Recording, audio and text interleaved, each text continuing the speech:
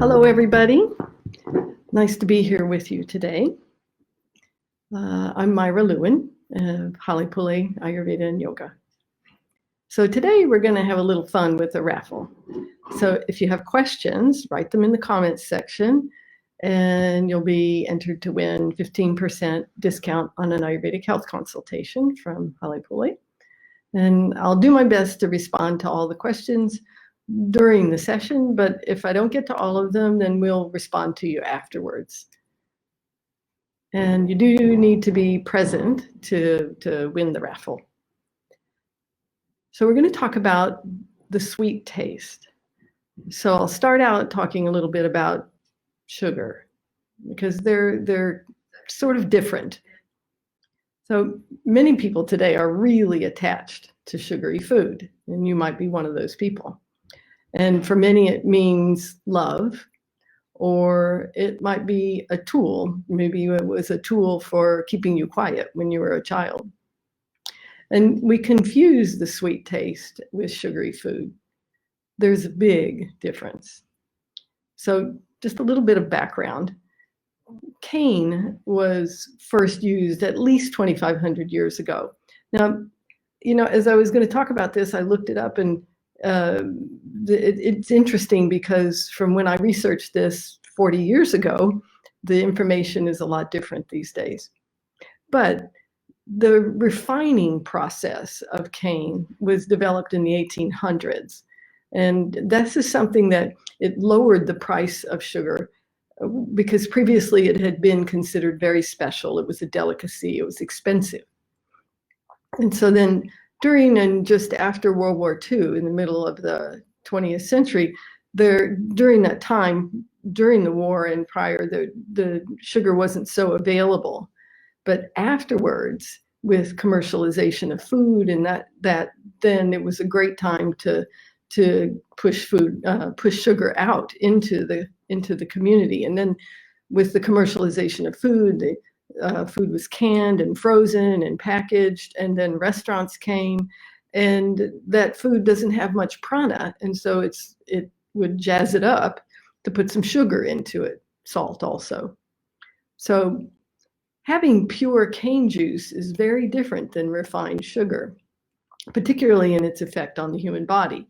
Refined sugar is known to be a significant contributor to diabetes and a number of other diseases.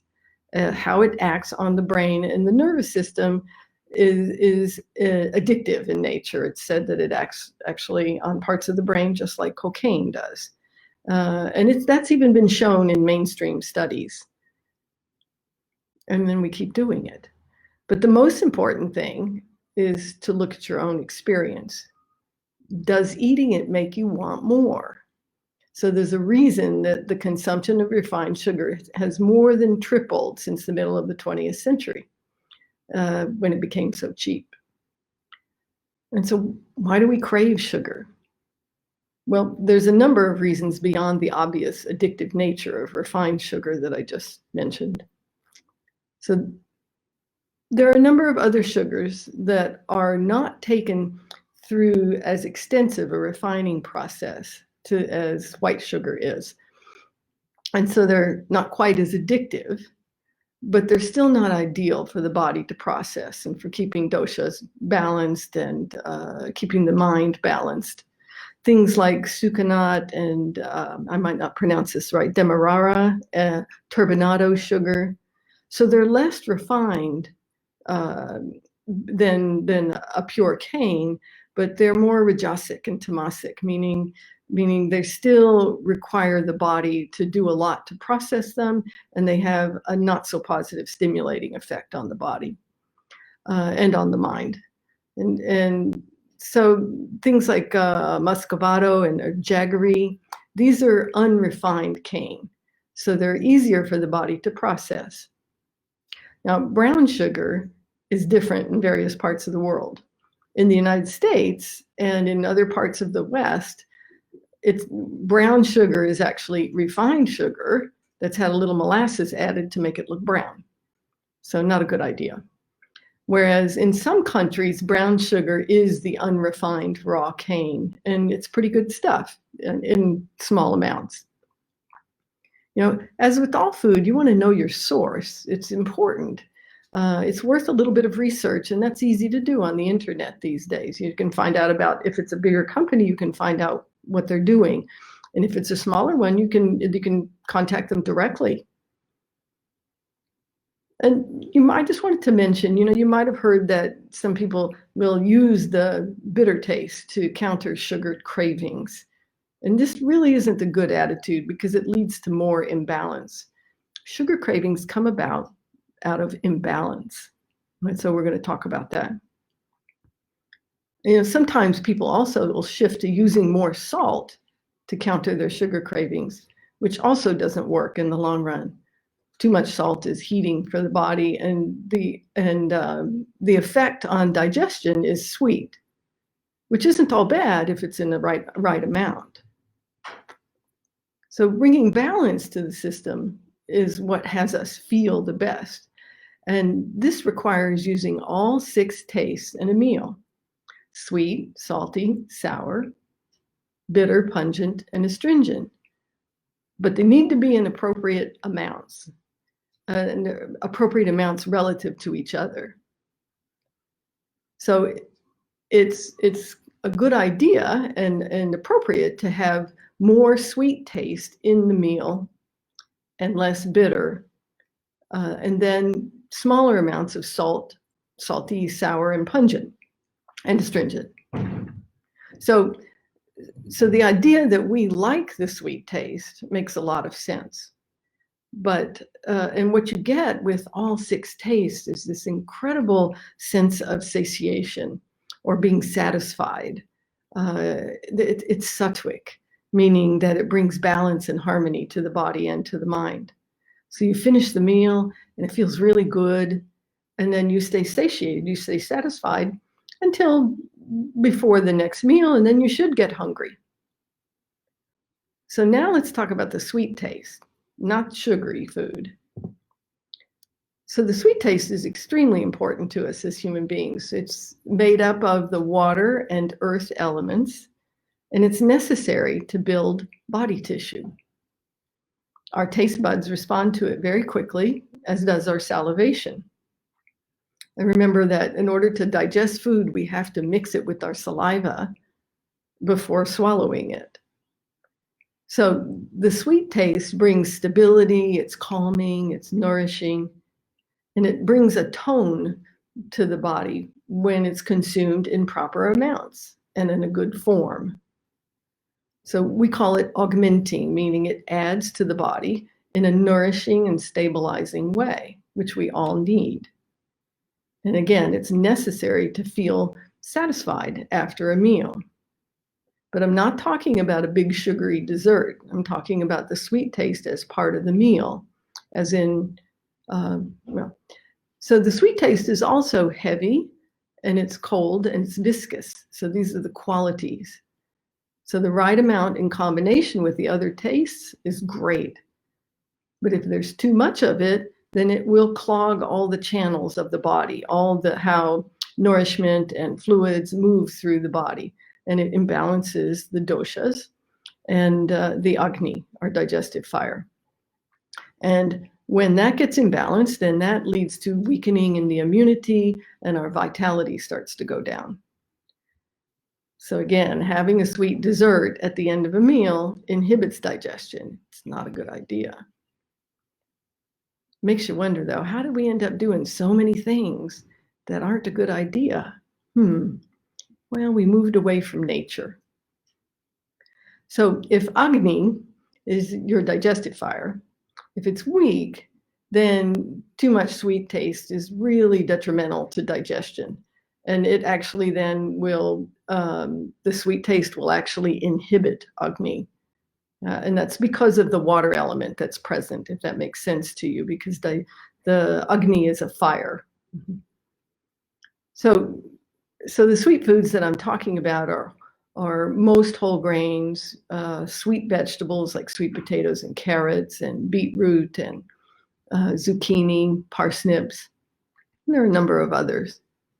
So these are all sattvic foods when they're cooked, meaning they're easy to digest, they're nourishing to the body, and they bring a calm effect to the mind. It's amazing to watch how people's disposition changes when they change how and what they're eating and have a good balance of things. So our app, Live Ayurveda and Yoga, on there we have recipes and a lot of information about food and eating with the foundation of Ayurveda. So this combination of the water and earth elements is, think about it now, water and earth element are the primary portions of the human body. So we need enough of this taste to maintain the body and the mind. And when we don't have enough food with the sweet taste, we become anxious and fearful and unstable. And then we crave sugary food because we're looking for the sweet taste. It's just that's not the place to find it. And this has happened to a lot of people in the past 10 years or so because they stopped eating grains and started having too much extracted food.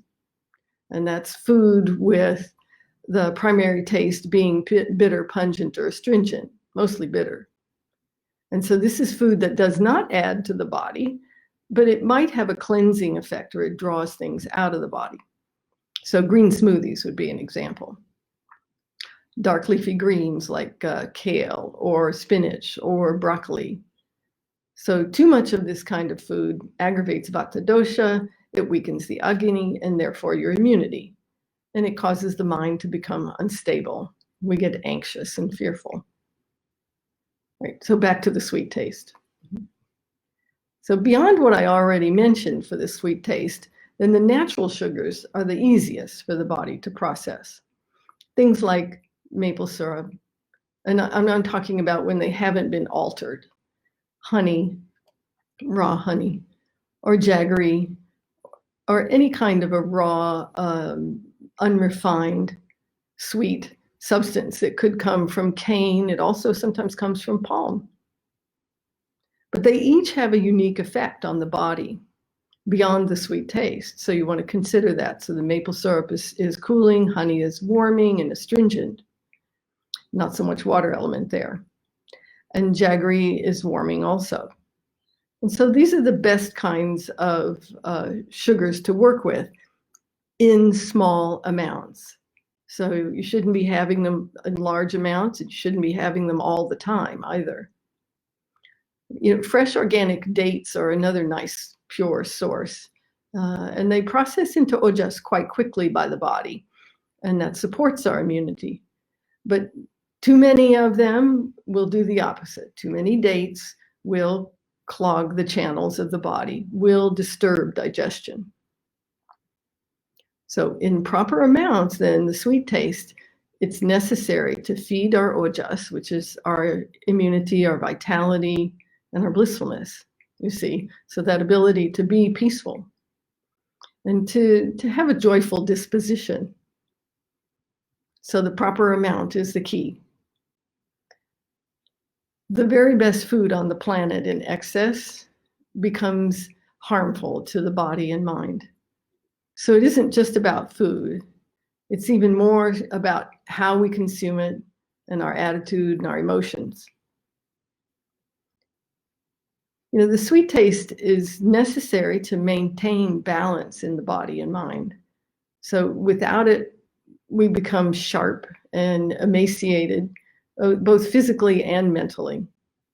And we'll often crave the sweet taste when we're not appreciating and participating in the sweetness of life. Too much seriousness, too much going too fast. And the mind wants to go there very easily when there isn't enough sweet taste in the diet. Again, not sugary food, but the sweet taste. So if you find that you're having any of those problems, so be in touch for a consultation and we can guide you to how to live in balance, how to eat in balance, and have your best living. So let's just do a little meditation now to clear some energy off of the sweet taste, and then we'll take a look at our questions. So close your eyes with your spine nice and tall. Take a couple of relaxing breaths. Bring your attention into the center of your head. And you find the center of your head by drawing a line between the eyebrows, straight back, and tops of the ears, straight across, and where those two lines cross. So it's very near your pineal gland. So this is your place to create heaven on earth. So don't try to visualize here. We're just imagining. So just imagine, create a rose out in front of you. And we use this rose as a neutral symbol to help us move energy. And go ahead and destroy that rose by either tossing a little bomb at it or lighting a match and dissolving it completely. So in order to allow energy to move, we're continually creating and destroying, and we need to understand and let that happen. That's how we transform.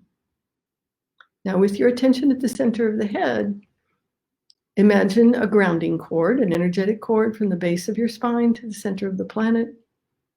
Hook it into the center of the planet. Turn it on, release. Just flip a switch and turn it on. Be in the mode of letting go. And now imagine another rose out in front of you. And I'd like you to let this rose act like a cosmic vacuum cleaner.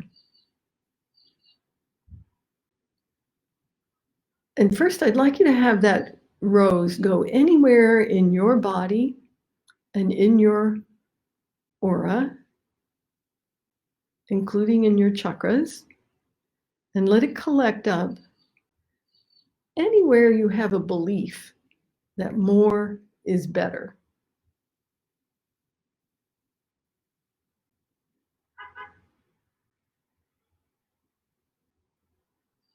Because the belief is just a decision that we've made somewhere, sometime. And now take that rose, put it out in front of you at arm's length, and destroy the rose. And let that energy be dispersed completely. And now create one more rose. And just notice the color and the size of the rose. Admire it. That's your creation. And let's make it a sticky rose. And now let's use this rose to collect up all of the meanings that sugary food has for you. Maybe it's related to love. Maybe it's related to celebration, family. It might be related to freedom. Let's see if we can move all of that association with sugary food out of your system.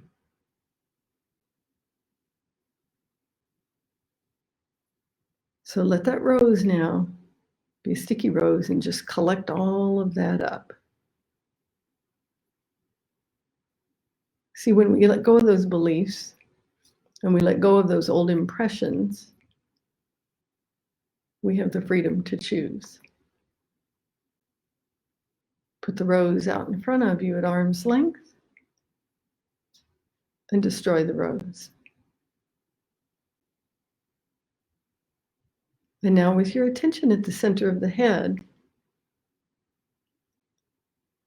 I'd like you just to release the energy of seriousness down your grounding cord and let it go to the center of the planet, and the planet will take care of it and recycle that energy.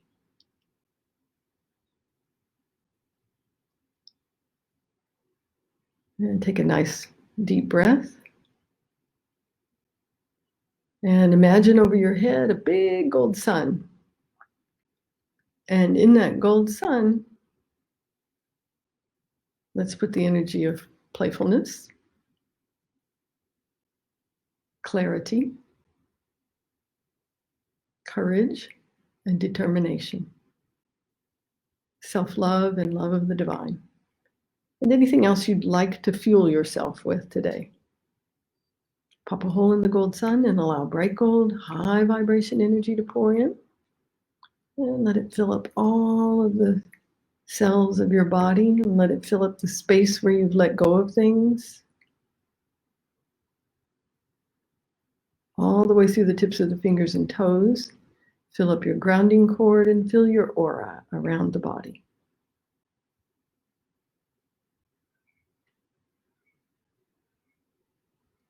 And then when you're ready, you can go ahead and open the eyes. And take a couple more nice deep breaths.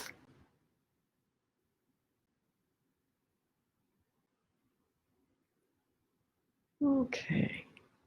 So we have some questions to take a look at. Okay.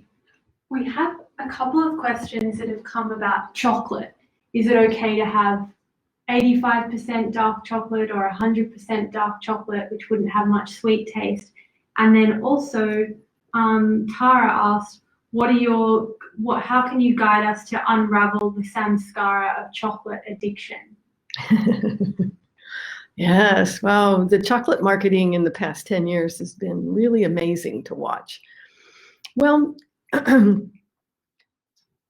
don't recommend chocolate for anybody, and the reason is because of the caffeine. Because the caffeine is just as addictive as the refined sugar that we're talking about. So it's a choice. It's a choice. The thing is that, you have to decide if you want freedom and if you like the feeling of freedom of choice and not being led by these things outside of you. So I don't think I can make a comment about the percentage of it other than I'd suggest to try staying away from it, because things that that pull you so strongly like that, they're usually not bringing balance to your system. And even though it seems like it's going to satisfy your mind, it might for a moment, but not in the long run. So I'd take it from there. But there's other things to look at, because the chocolate aggravates pitta. Yeah, and so that too much of that bitter taste is not a good idea. What does Ayurveda say about juicing, including juicing sweet-tasting foods like carrots? Is it good because it allows the Agni to rest? Great question. No, it does not allow the Agni to rest. For two reasons. Number one is often you'll put more carrots in there than you would ever eat. Agni has to deal with it, even if it's in liquid form. But the other thing is that rarely will people drink something like that and actually allow it to mix with your saliva. So it actually becomes an impairment to Agni. We have teeth in our head because we're meant to chew. And so a big part of the process of eating is that chewing, not just to mix it with the saliva, but also just to enjoy the process. Eating isn't to get to some end point. It's a sacred communion with nature. And just think, we have the opportunity for that every time we eat. And, life is really just in the moments. And so that moment of eating, it can be meaningless or it can be fabulous. Okay. Someone said they sometimes substitute the sweet taste for the fatty taste, like they'll have ghee instead of something sweet. Okay. Can you speak to that? Yes, that's a great one too. Well, because this is the difference between thinking, when you're talking sweet there, you're probably talking about something sugary, and ghee is very sweet, right? And so think about the sweet taste in the total, and that's why it should come from a variety of places, from the whole grains, from the sweet vegetable, from the ghee as well.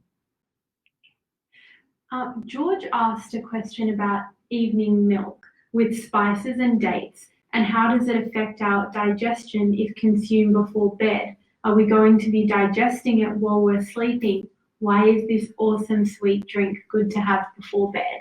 Okay, it's nice to have before bed. Now, one of the things I will comment about is that it should be a small amount, and so not a big amount. But and so having the date, well, the date, ideally you would dissolve the date, that it falls apart in the warm milk. So why is it a good idea before bed? Well, because that sweet taste helps the sleep process. But if you're, certain people, it's not a good idea for example, if they have blood sugar problems and things of that nature, that it might not be a good idea. So the main thing to do is to try it out and see how it feels. But does it initiate the digestive process? Yes, but it's a very small amount, and so that will pass through your system fairly easily. But if you wake up in the next morning and you feel undigested, then you know that it's not a good idea for you, at least at this time. Okay, and Anastasia asked, she only uses sugar when she's baking, which still feels like too much. But is there a time of day that sugar is best consumed, and how should she pair it with other foods in her diet? Okay. No, there's not a particular time of day, because it shouldn't be in any significant quantity.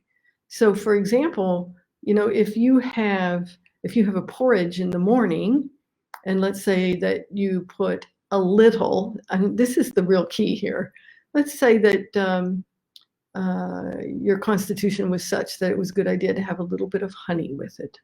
But we'd be talking about a half a teaspoon of honey. We're not talking about a tablespoon of honey. Or we'd put a few dates into your porridge, for example. And then at lunch and dinner, sometimes with people, when they really just think they need something sweet, then you could have a date 1. So that's a very small amount. But it's not something you want to get hooked on. And the time of day, eat your food at your meals.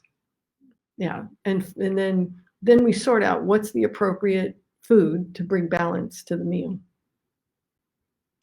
Okay, we have Gabriella, who's 20 days postpartum and breastfeeding, and she's planning to breastfeed for a year. She craves the sweet taste, and because of increased hunger, because she's breastfeeding, she ends up overeating sweet treats such as dates and energy balls and that kind of things. Can you give any tips for breastfeeding mothers? Yes, actually, a nice cup of raw milk is a really good idea, warm with some spices and ghee. But what that is an indication of is that there is not enough augmenting food in your diet, and you need a little more augmenting food when you're breastfeeding. So it depends on your constitution and where you are. But most women these days are worried about their weight or any of that kind of thing. You can't think about that while you're breastfeeding. You need to be just focused on, how do I bring balance to my system? So if you're craving sugary food, that tells me you're not getting enough augmenting food in your meals, and or you're not digesting well enough. Because remember, every single thing you consume is going straight into the milk and into the baby. And so sugary food's really not a good idea. Okay, there's 2 questions here that I'm going to kind of merge together, one from Mariana and one from Karina. They've asked about sugar causing Candida and how to differentiate. Is it okay to have fruit and pumpkin and dates and things like that that have the sweet taste? So yeah, okay. In regards to Candida. Right, and so, Candida is natural in our system in an appropriate amount. And when indigestion, meaning you're eating food or combinations of food, you're not digesting properly. And so it creates, it basically decomposes, I'll put it nicely, in your digestive tract. And that creates an environment where Candida can overgrow. All right, so if you're eating a lot of sugary food, then that's going to do that, in which case Candida can take over. So it's not the sugar per se that causes the Candida to become overgrown. It is imbalance in your system, which could be caused just by overeating other food. That was something that happened. I did it earlier in my life. I didn't eat sugary food, but I overate at every meal, and I had Candida problems all the time. So the solution is balancing the diet. The other part of it was things that naturally have the sweet taste, so fruit, pumpkin, right. dates. Okay, yeah. So so those things again don't cause the problem, and can you eat those if you're having an active overgrowth? Then you would, we guide people through clearing up the Candida problems, and so we do have whole grains and sweeter vegetables, but not fruit.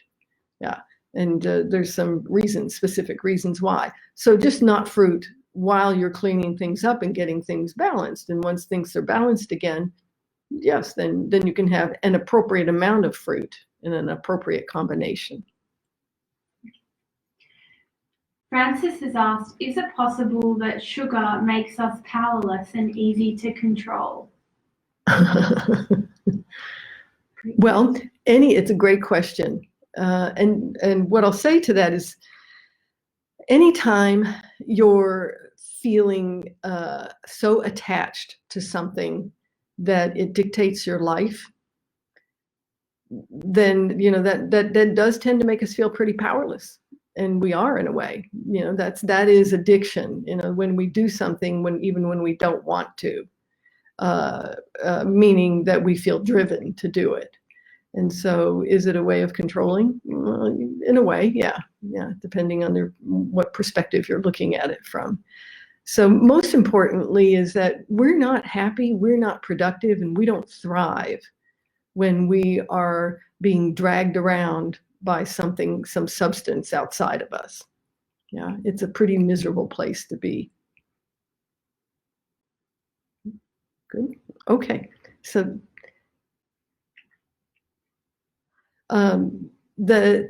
thanks everybody for submitting your questions. And so you've been entered into a raffle to receive 15% off of an Ayurvedic health consultation from Holly Pulley. And so we're going to choose a winner. Anastasia. Okay, so the winner is Anastasia. And so if you're here, then write back to us and let us know, and we'll send you what you need. Anastasia Doherty. Okay, congratulations. You can also gift this to someone else if you'd like. So, okay, I think that's probably it for today. Thanks everybody so much for being here. I hope that this was helpful. Perhaps it brings up more questions, and feel free to be in touch with us, because we'd love to talk about it. Our goal is to have you feel your best and be able to thrive in your life. Take care.